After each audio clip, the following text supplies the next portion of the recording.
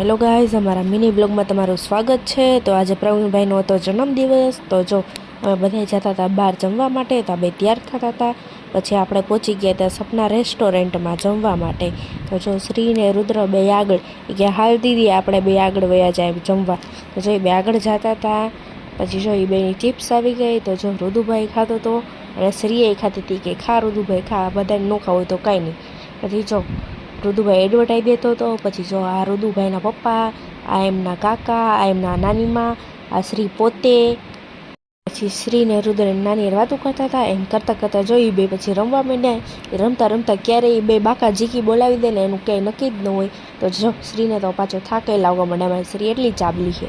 શ્રી કે લાવો હું વજન કરું। તો જો એનો વજન 11 કિલો ને 18 ગ્રામ હતો। શ્રી પતલી થઈ એટલે। પછી જો રુદુભાઈએ વજન કર્યો તો રુદુભાઈ તો શ્રી બેનથી વૈટા। પછી જો મેં મારો વજન કરી નાખ્યો તો જો મારો ઘટી ગયો તો અહીંયા।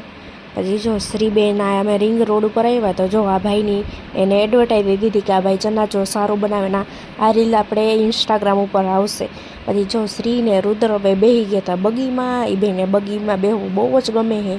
બધાથી પહેલાં શ્રી બેસી ગઈ હતી। પછી જો આજે જન્મદિવસ હતો પ્રવીણભાઈનો। તો જો એ બેની વાતો કરતા હતા આમ ને તેમ ને। તો આજના માટે આટલું, થેન્ક યુ।